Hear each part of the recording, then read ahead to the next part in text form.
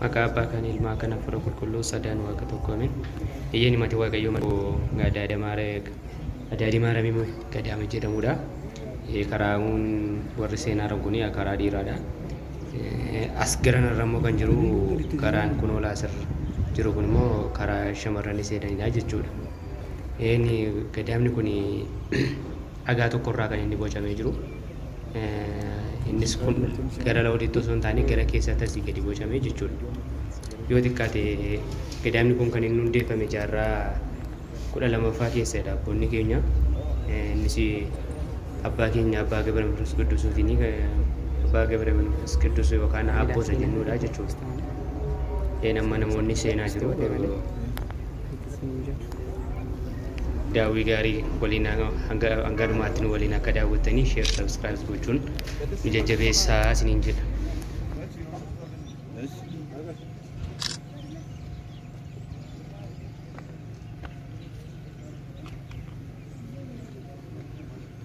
Solo gaba mascoota chalu baandi Kam? Itu dubaratti warra dubartii sin kana jiran. Basii qorataa jiru.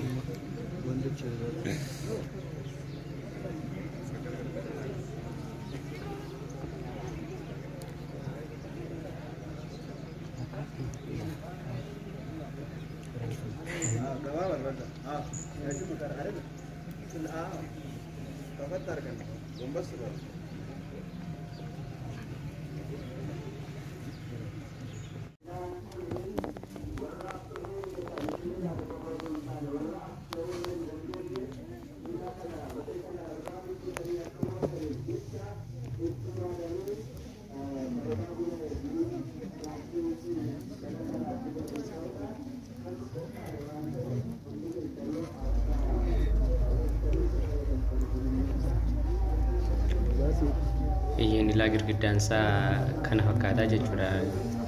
Irra isaa keessi jechuudha. Ilaasii wal ilaalaa kana irra isaa walii kana fakkaataa akka kanaan bocamee jira jechuudha.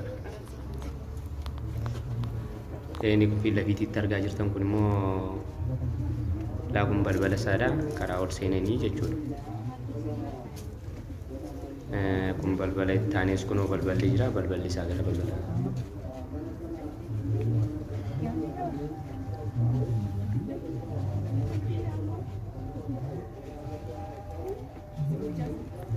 Kunis immoo karaa maalitti kan jirudha jechuudha. Namoonni argaa jirtan kunoo itti kadhachaa kadhannaarra kan jijjiiranidha. Warri kaan daawwirra laa kunis asinis balbaladha.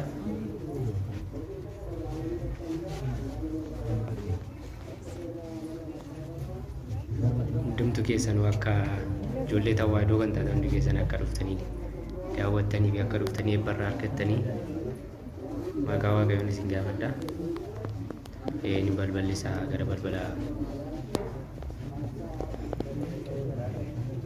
24 wayiidha.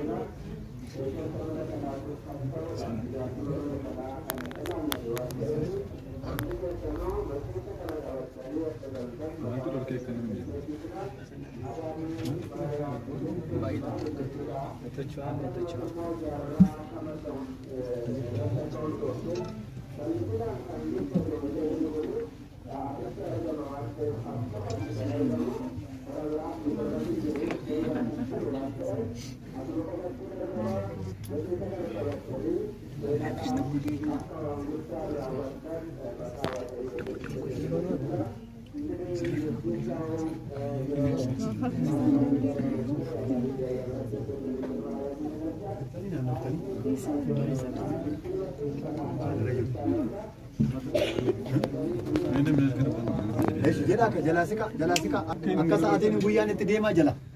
Aizo. Jala adeema.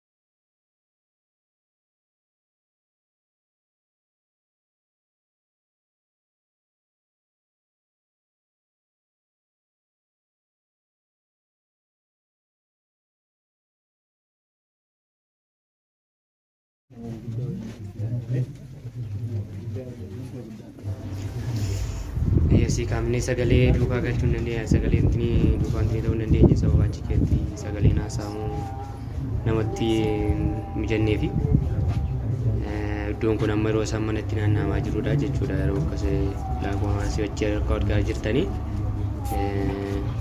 namoonni mana naanna'aa jiru jechuudha namoonni.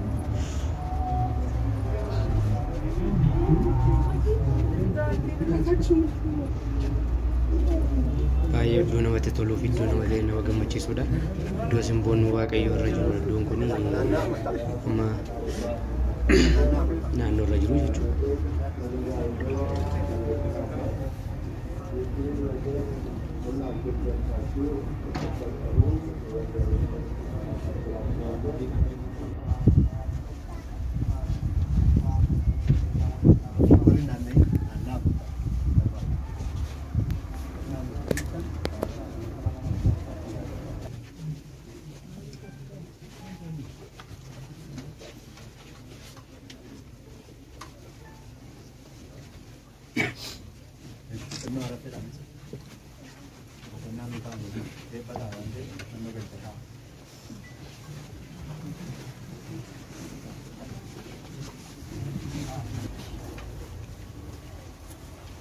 Iyyaani maatii waaqayyoo kanatti aansanii immoo seenaa gadaama kanaa yookaan gadaama Adaadii Maaramii kan waliin nageenyu ta'a hanga dhumaatti akka hordoftan maqaa waaqayyoon isin gaafadha nu waliin turaa hanga dhumaatti.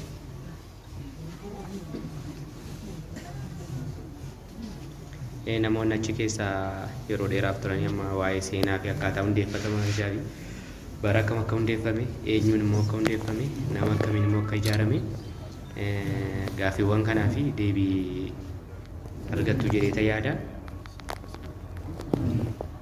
Amma ibsa kanarratti namoota achi keessa jiran ibsa nuuf kennanii hanga dhumaatti nu hordofaa turtii gaarii.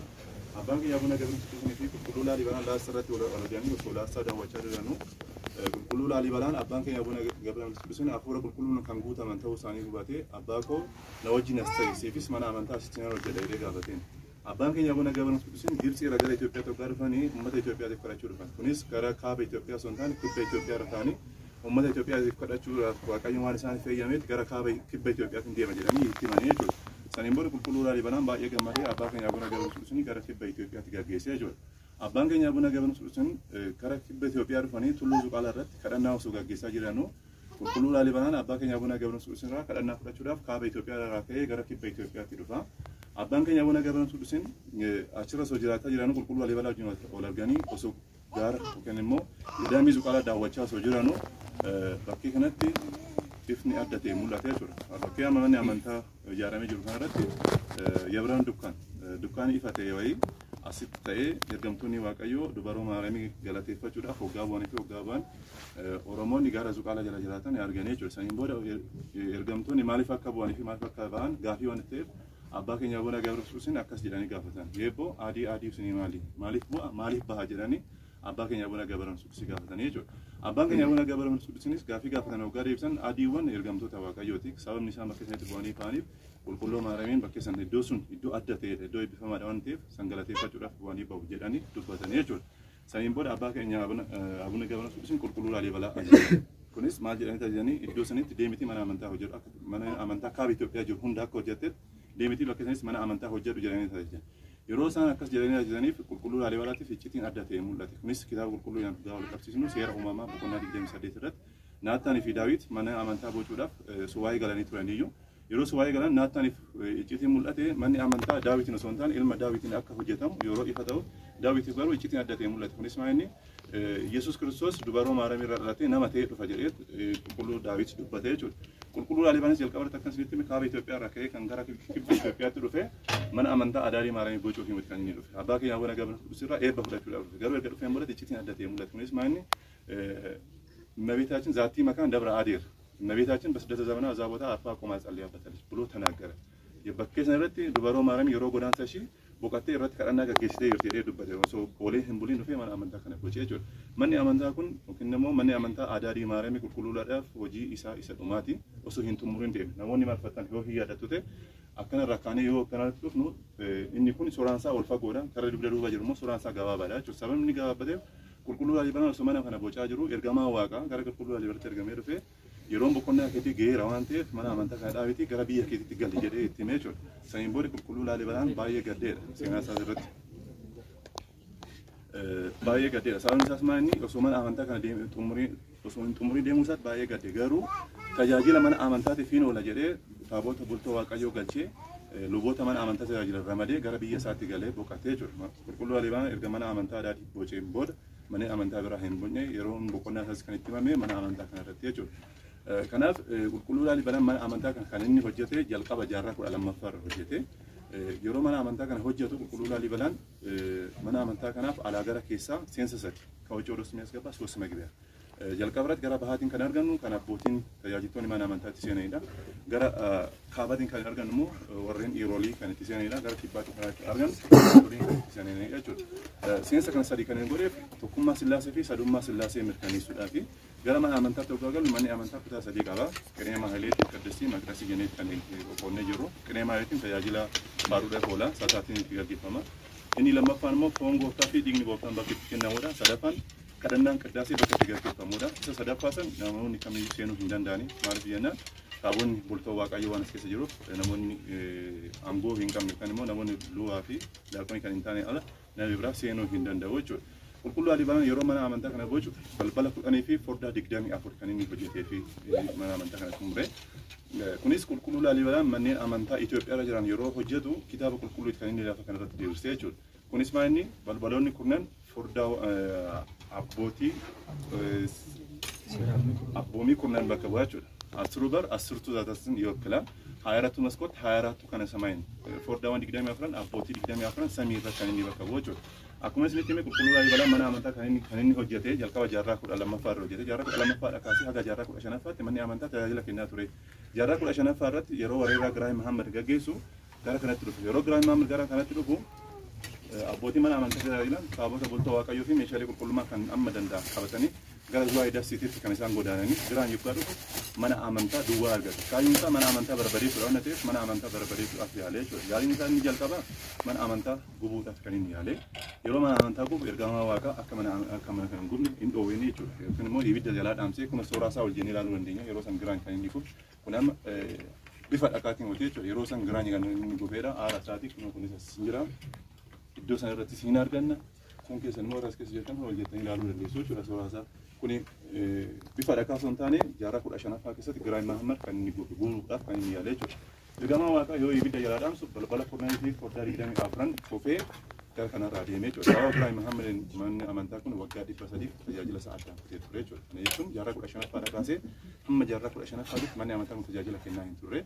Jaarraa 15ffaa keessatti jaarraa 18ffaa Itoophiyaa kan turan Minilik lammaffaa turanii yeroo Minilik lammaffaatti ergamaan isaanii Giraazmaach Walgirgis kan jedhaman akka gara kanatti tajaajilan ergamanii jechuudha. Isaan gara kanatti yoo dhufan manni amantaa Adaadii Maariyaamiin cufamuun itti himamee jechuudha Giraazmaach Walgirgis. Giraazmaach Walgirgis yeroo cufamu taabonni Maariyaamii bakka akka kee fi eessa akka keetti himame ture. Taabota biraa kaaba Itoophiyaarraa Tagulat Taachi Maariyaam Waashaa iddoo jedhamurraa taabota fidanii hoggaa dhufan iddoon kun jalaa dhufee ture waan ta'eef Awwaash Kombolchaa maqaan isaa addaa Mogoroo bakka jedhamu irratti taabota Maariyaamii achi kaa'anii waashaa argatanii waashaa sana irratti mana amantaa hojjetanii osoo tajaajila kennaa jiranu manni amantaa Qolloo Maariyaamiin iddoo ishii malee teessee waan ta'eef iddoo sanitti icciitiin baay'ee mul'ata jechuudha. Kunis maa'inni manni amantaa ibiddaan gubatama akkasumas immoo bobbeedhaan fudhatama ture. Icciitiin kun yeroo baay'ee waan itti deddeebi'uuf sodaanii fi rifaatuun warreen tajaajila mana amantaa tajaajilan irra bulee saniin booda gara mana waaqaa deemanii kadhannaa waggaa geessan iddoo sun akka iddoo dubaroo Maariyaamiin hin taane itti mul'ate jechuudha.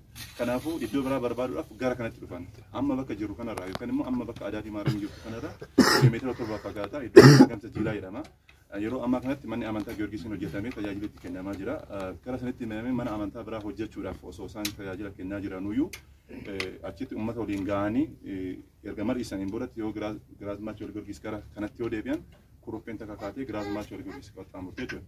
Isaan yeroo sanitti bakkee tokkorraa bakkee tokkotti kan warraaqan gaangeedhaan ture, tiraanspoortiin hin jiru, immoo geejjibni hin jiru ture. Akkasumas immoo wattaaddarootaan yookaan immoo warra milishaa ta'aniin ajjabamanii deemu ture. Saniin boodatti kurupheen isaan qaxxaamurtu warri milishoonni sun kuruphee isaan reebaa, kuruphee sun isaan sandeessaa gara kanatti dhuftee mana amantaa kana seentee jechuudha. Manni amantaa kun waggaa 300 cufamee ture, haalli isaa bosonaan uffifamee keessaa immoo walakkaan ol biyyeen gutee ture. Mukkeen alarratti biqilan kanneen akka agamsa, muka adaadii jedhamu. Agam, Qonxaar, Anfaar የሚባሉ እንስሶች ቤተ መቅደሱ አናቱ ላይ በቅሎ ነበርና ሚዳንቋ ከፍቶታ ታገኛለች። ኩሩፊትን ዶባና አርጋቴ አስከሰ ሴንቴቹ ሰኔን ቦራ ወሪ ሚሊሻ ታነ ሺዱ ከወሰናኒ ኦማን አርገኒ ዋሻ ዱዋ አርገዛን ሰኔን ቦራ ግራዝማቸው ወርገስ ዲመኒ ሂመን ዋሻ አርገኒ ይራኒ ኢሳን ጋንጌ ሳንትራቡ አኒ ዮ ከራ መና አመንታ ካዱፈን መና አመንታ ታው ኢፈት ተኤቹ ኩኒስ ቅኔ ማለት ዳካሴ ሀማ ቤተ መቅደሲት ሰራሪ ደሙ ጅራ ኢሳ ከና እኒ ኩናሲ ከይ ኦ ከነ ዱከ ደምኑ ኦኬሴን ኢዶ ታቡኒ ታውረት መስቀሊ ሆጀታ ኩኒ መስኦሪ አንሮ ዳኮኒን ቀባ መስኦር ምንለው ነው ይሄኛው መስቀሉን ውስጥ ስንገባ እናገኛለን ማለት መስቀል ከሰው ጋር ሲነ ያርጋና ኩኒ ለቶቴ ፊሳኒ ግራዝማቸው ወርገስ ሲፊ ሰኒን ቦል ግራዝማቸው ወርገስ አኒ አከማና ደደባ ዋቀዮ ማናው ፊ ኮፔስ ጀራ ጀራኒ አከይ ለኮስ ኢትዮጵያ ሰዲስ ሰዲት ተሚ አፎር ለብሲ ለብሰኒ ቦሰና ስራጅሩ ሳን ራማን ያሳኒ ቢዬ ከሰ ጀራ ሃራኒ ሰዲስ ሰዲት ተሚ አፎር ጥሪ ይደሚቶክ yeroo lammaaffaadhaaf tajaajilli eegalee jechuudha. Kudha saddeettamii afur irraa kaasee haga guyyaa har'aatti dhaloota gara dhaloota darba tajaajila kennaa jira jechuudha. Manni amantaa kun waliigalatti waggaa 900 kan inni lakkoofsisee sooraa fi girgiddaan isaa dhakaa tokkorraa hojjetame. Dhakaan kun immoo akka dhakaa kaaba Itoophiyaa jiru. Dhakaan kaaba Itoophiyaa jiru dhakaa baay'ee jajjabaadha. Baazalt rook isa jedhamu በጣም jajjabaadha jechuudha. Inni kun dhakaa baay'ee lallaafaa ta'e saandiston inni immoo bahaa dingaayoo jedhama afaan Amaariffaatiin yoo ammallee hoo akka keenyaan tuttuqne amala jijjiguu qabaa jechuudha manni amantaa. Maaliif dhakaan isaa lallaafaa ta'uu irraa kan ka'e inni biraan sitti sibiiltoo fi sibiilawwan hin agarra. Kunis kan gaggeeffame deeggarsa mootummaa Siwiizerlaandii fi aadaa fi turizimii Itoophiyaatiin kan inni gaggeeffame. Akka lakkoofsa Itoophiyaatti 1990 kan inni gaggeeffame. Maaliif jennaan manni amantaa amala jijjiguu fi amala dafqaa agarsiisu manni amantaa kun hin jiga jedhanii namoonni yeroo san jira wanna yaadaniif isa kana godhaniif jechuudha. Sibiilli kun mana amantaa baatee hin jiru. Garuu gara fuulduraa hin jiga jedhanii wanna yaadaniif eeggannoodhaaf qofa ol kan jechuudha. Mootummaa Siwiizerlaand deeggarsa maallaqaatti kan inni godhe garuu warreen hojjetan injiinaroota Itoophiyaa warra ta'an jechuudha. Nuusa suphaasaa kan kanaan hojjetanii inni biraan moggaasa Adaadii jedhamu karaa lamaan argatte jechuudha. Jalqaba irratti akkan isinitti himee irratti yeroo bakkeenatti ergamtoonni Waaqayyoo bu'anii ba'an Oromoonni gara Zuqaalaa jala jiraatan. Gosni isaanii gosa Liiban warri jedhaman jechuudha. Ergamoonni Waaqayyoo waggaa ba'aniif eeboo adii sun maal jedhaniit kan isaan abbaa keenya Abuna Gabra gaafatanii abbaan keenya Abuna Gabra Gibxi irraa gara Itoophiyaa waggaa dhufan maqaa nama qabu. Kana abbaan keenya abbootiin as jiru isaan dursoo fi mootii deeggaruu danda'u. Gibxi irraa gara Itoophiyaa waggaa dhufan maqaa nama qabu ture. Kunis abbaa Gabriyootii fi Abuna Gabra Mandas ture. Garuu gara Itoophiyaa erga dhufaniin booda moggaasa irraa argatan. Kunis maayini yeroo Aksum irra qubatan warreen Aksum abbaa keenya Abuna Gabra Awwee jedhanii waamu ture. gara zuqaatu gara afaan immoo Oromoon ikkoo nama tokko dubbisan kunis beekama yeeboo jedhanii dubbisu waan ta'eef yeeboo jechi sanarraa abbaan keenya abuna gabaa muskusin moggaasa abboo jedhu argatee jedhanii kan abbootiin dubbatanii. Kanaafuu adaadiinis adii jechi jedhu sanirraa gabaabatti adaadii jedhamte akka moggaafamtu yeroo sanirraa kaasee himamee jechuudha. Lammaffaa irratti mukni baay'inaan naannoo kana biqilu jira. Muka kana beekuu dandeessu. Mukni kun afaan Amaariffaatiin Affaar jedhama. Afaan Oromiffaatiin mukichi adaadii jedhama. Manni amantaa adaadii kan isheen argamtu naannoo Oromiyaa keessatti argamti. Namoonni naannoo kana jiraatan immoo ummanni naannoo kana jiraatu afaan inni fayyadamu inni afaan Oromiffaatiin sababa mukni sun baay'inaan gibbii kana keessatti kun mooraa kana keessatti biqilu moggaasa adaadii jedhu argattee jechuudha. Seenaan ammas miti beekuni seenaa afaaniitiin barreeffamee kan inni jirudha. Kunis kitaaba Xeefoo jedhama. Kitaabni sun Gishee inni irra jira. Kitaaba sana irratti maal jedhama namni adaatti saalame akka Yerusaalem tasaalameetti lakkaa'amaa fi sababni akkas jedhamee fi fannoon keenya gooftaan keenya Yesuus Kiristoos irratti fannifame Itoophiyaa yeroo dhufu Atsee Zara Yaaqoob fannoo kiyyaa iddoo fakkeenya fannoo ta'e ol kaa'i jedhametti itti himame ture. Yeroo iddoo fannoo san barbaadan Itoophiyaa kallattii afuran geessanii eebbisaa turaniif yeroo sanitti fannoon gooftaan keenya Yesuus Kiristoos irratti fannifame iddoo kana dhufee guyyaa 7 ture iddoo eebbisee deeme. Dubaroo Maariyaamiin yeroo godaansa ishii bakkee kanarratti teessee kadhattee boqottee deemte. Abbaan keenya Abuna Gabra Manfas Qidduusiin zuqalarraa kaanii dhufanii bakkee kanatti kadhannaa gaggeessanii gara zuqalatti deebi'aa turan waan ta'eef adaadii namni gahee tasaallamee akka nama Yerusaalem deemee tasaallameetti lakkaa'amaa jira. Kitaabni Xeefootti Gisheen argamu jechuudha. Ani asuma irratti dhaabaa matseetiin jira matseetti afaan Amaariffaatiin jira akka carraatee afaan Oromiffaatiin hojjetamaa jira garuu hojjetamee hin xumuramne mana barreessaa jira jechuudha. Wanni biraa dorsinitti himee hin darbu manni amantaa kuni hallayyaa keessa jira. Ganna irratti bokkaan baay'ee roobaa jira. Yeroo roobu bishaan gara mana amantaa hin dhufu. Qulqulluu Laalibalaan ogeessa ta'uu isaa jechuudha. Kanarraa kaanee madaaluu hin dandeenya. Manni abboonni yeroo dubbatan mana amantaa osoo hin bociin dura daandii bishaanitti kan inni bocee jira.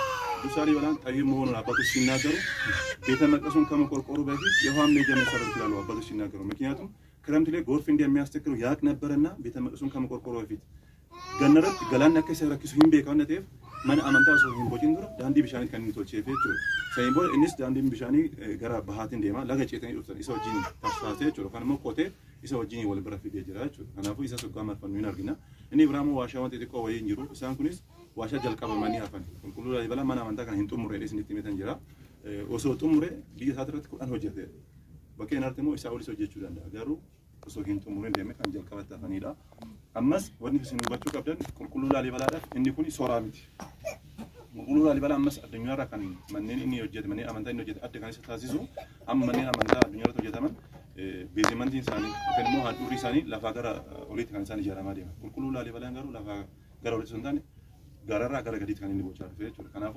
እኒ ኩኒ ቁልቁሉ ላሊበላ ዳ ቤዚመንት የቹ መሰረት ነው ይሄኛው ለቅዱስ ላሊበላ ጣራውን ግን ወደዚህ ነው የሚመጣው ምክንያቱም ቅዱስ ላሊበላ ካለም ላይ ለየት የሚያደርገው ነገር ቢኖር እሱ የሚገነባቸው ህንጻዎች ወይ ደግሞ ቤተ መቅደሶች ሁላቸውም ማለት ከላይ ወደ ታች እየተቆረቆሩ ነው የመጡት። አሁን ግን የሚገነቡት ከስር ላይ እየተገነቡ ነው የሚሄዱትና ቅዱስ ላሊበላ የኛው ካለም ላይ ለየት ያደርገዋል።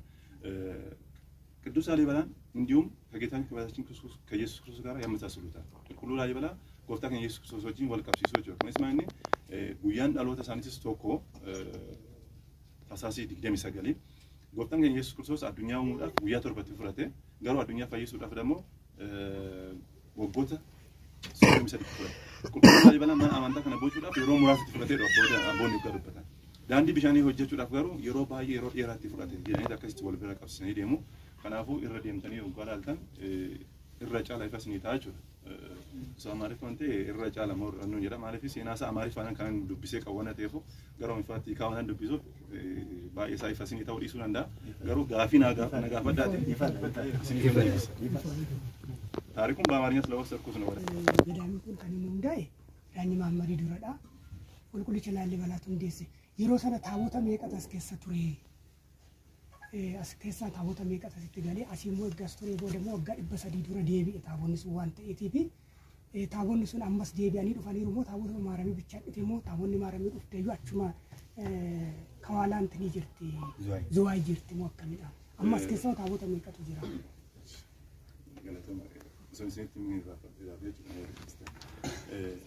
ቁልቁሉ ላሊበላን ታቦኒ ጀልቀባ ካየ ታቦተ ዱበሮ ማረሚ ታቦተ ማርያም በስመ ማርያም አስገብቶ ቅዳሴው ተናክሮ ወደ ሀገሩ ገብቶ አረፈ ነው የሚገርም ታቦተ ማርያም ይገልጬ ገረብዬ ሳት ገለ ዶ ከነ የቢሰ ገረብዬ ሳት ዶቀት Taabonni yeroo san yeroo Giraay Muhammad garaatti dhufu kan godaane as hin deebine.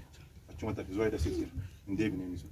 Taabonni amma jiru Tagulat Taachi Maariyaam Waashaa kaaba Itoophiyaa jechuudha. Taabota kaaba Itoophiyaa irraa dhufanii nama inni jiru. Taabonni maaramee jechuudha. Taabota maaramee qofas mutune kan jiru. Taabota afurtu jira.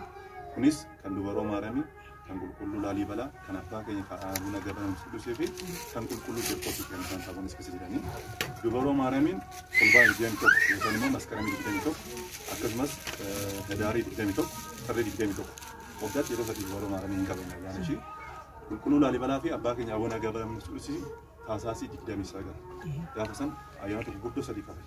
Inni jalqabaa dhaloota gooftaa keenya Yesuus Kiristoos lammaffaan abbaa keenya Abuna Gabra Qudusii akkasumas immoo qulqulluu Laalibalaa guyyaa dhaloota isaa taasaasii 29 kan immoo gaafa gannaa jechuudha. Gaafa san qulqulluu Laalibalaa fi abbaa keenya Abuna Gabra Qudusii hin qabannaa jechuudha. Qulqulluu Qiirqos immoo xirrii 15 fi haamlee 19 gaafa san qaban. Ayyaanota afran fulbaana 21 hedaarii 21 xirrii 21 fi taasaasii 29 namoonni baay'een karaatti namoonni miiliyoona lakkaa'aman yeroo tokko dhufaayu miiliyoona tokko oltu dhufee jedhameeti kan miidiyaan gaafasaa ture. Namoonni amma kana ta'an dhufanii ayyaana kanarraa eebba fudhatanii deebi'u. Qulqulluu Qiirqos garuu namoota naannootti kabaja. Maaliif jennaan gaafa san qulqulloonni biraas hin kabajamu. Fakkeenyaaf haamlee 29 qulqulluu Gabrieel hin kabajamu. Kanaafuu namoonni gara sanitti deemu waan ta'eefoo namoonni naannoo haala ho'aadhaan ba'anii kabaju jechuudha. Kan qulqulluu Qiirqos kan garuu namoonni kallattii afran irraa dhufanii eebba fudhatanii kan isaan deebi'an. Namoota afurtu jira jechuudha. Eefaami?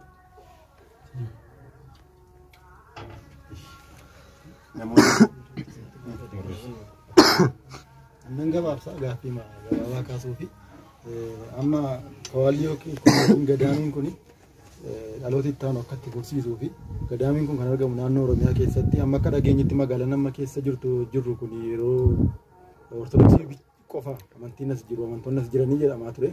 Amma hin beeknu amantaan biraa galee quban qabnu duratti garuu yeroo tokko dhufnee akkasitti dhageenyu odeeffannoo isaa. Dhalooti kun immoo dhalooti qubee jenereeshiniin kun dhalooti Oromoo as keessa jiru kuni seenaa kana qabatee gadaamii kana qabatee akka itti fufuuf maal hojjechaa jirtu amma hawaasa naannoo jiru kanarratti dhaloota lafaa ol ka'aa jiru kana asitti barsiisaa jirtu afaaniin amman babal'isaa jirtu tajaajila afaan Oromoo as keessatti. Tajaajilli afaan Oromoo yeroo dhiyoo keessa jalqabe. Osoo yeroo dheeraa jalqabe anuyyuu amma gizeen dubbadhu akkasiin ta'u ture. Anamma mana amantaa kanaaf keessummeessuudhaaf haaraa miti. Akka jiraate yeroo dabaree kee ol arguu dhiisuu hin dandeenye malee mana amantaa kanaan ture. Yeroo amma ture kanatti kanan dubbachaa ture afaan Amaariffaatiin dubbachaa ture. Maaliif jennaan namoonni baay'eenis kanarratti hin dhufanii yoo dhufanis immoo afaan kana nu ibsi jedhanii warri gaafatan jira. Ani dubbadhee yeroo namni osoo hin dhagahin deeme yeroo baay'ee jira. Erga ala baaniin booda akkana jedhanii yeroo nutti himantu jira. Kanaafuu tajaajilli afaan Oromootiin haga ammatti baay'ee isaas irratti hin eegalle. Maaliif namoonni jiranis namoota afaan Amaariffaatii fi afaan Geeziitiin baratanii garuu abinatti timirti beetiin dhaabbatee jira barumsi hin jalqabu. Barsiisota hanqina barsiisotaa fi hanqina baajaatii irraa kan ka'e jechuudha. Inni biraa yeroo gosa sadii afuriin dura amantaa Ortodoksii bicha qaban amma garuu amantoonni biraa seenanii jiru.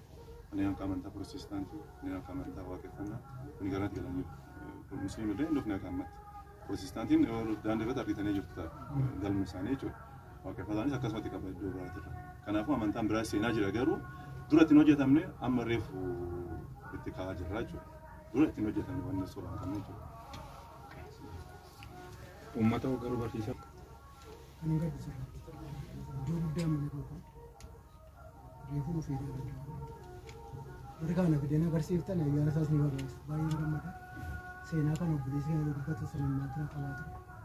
Dhimma amantaa ta'aa waan akkasii gatan yoo ta'u nama kan iyyatu kan jiru bulchaan qabu Sinoodos keessaa miseensi Sinoodos kan bulchu hin jiru dhufee ilaalee baansa oorisin keessaa immoo kan maaloo dhaloota kana barsiifnu seenaa bas kana keenyaa baratu seenaa isaa ilaalu seenaa malutti himtan kan dhaloota kanatti ibsan yoo barumsi jiraate barumsi hin jiru taanaan hin jiru boriyoota balaggan maaliif nama iyyatutu hin jiru immoo abbaatti mattaan dhaabdamu amma wanaa qirumsaa maaliif akka itti to'atu hin jiraatu barsiisaa bajata akka itti dhibe akkasuma geedhee iddoo seena qabeettii amma lafa kana dhibee sakaana kan hin galee. Abina timirti beetiin hin jira barumsi hin jiru jechuudha jedhamu. Barattoonni deddeebi'anii kan baratan jiru galagalee sa'aatii tokko haga sa'aatii lama yoo baay'ee sa'aatii tokko walakkaa deddeebi'anii baratu lamatu jira. Miseensi Sinodoosii yeroo feetoo ilaaluuf kan jecha yeroo kan bulchaa jiraniyyuu abbaa keenya Abuna Saabirooti. barreessaa sinodosii turanii isaan iyyuu dhufanii ilaalanii turan. Yeroo kana bara kana iyyuu yeroo sadii dhufanii jiru. Hanqina kana hanqisuudhaaf hojjechaa jiru saffaan keenya. Garuu dura wallaalummaadhaan isaa qabu, callisuudhaan isaa qabu, maallee dhibeen isaa ta'u osoo ittiin hojjetamin ture. Garuu waggaa tokko as kaa'aa jira jechuudha. Isa kanarratti waan isin naa hubattanii abdii tunuutii jira barumsi hin jiru jechuudha. Deddeebi'anii galgala hin baratu. Garuu barsiisaan afaan Oromootiin barsiisu hin jiru. Barsiisonni amma barsiisaa jiran barsiisota kaaba Itoophiyaa irraa dhufan namoota nama afaan danda'anii miti jechuudha. Afaan Oromoo nama danda'anii isaantu dhufee asitti barsiisaa jira jechuudha. Kanaafuu immoo barsiisaa biraa dabaluudhaaf ammas baajata biraa barbaada. Manni amantaa kun gabii biraan qabu. Kan inni qabu maali? Turistiin gaafiin dhufa akkanatti manafisaabii gubaa'eedhaan warra dhufanirra kan argatu muudamsaa ta'e kan inni bulu malee bara kana kan hojjetame fooqii tokko hojjetame kiraa isaatiin kan buluun jalqaba. Isaan dura yeroo ittiin hojjetan. Sila kana hanqina baajataa hin qaba. ምክንያቱም ይሰራው ፐርሰንት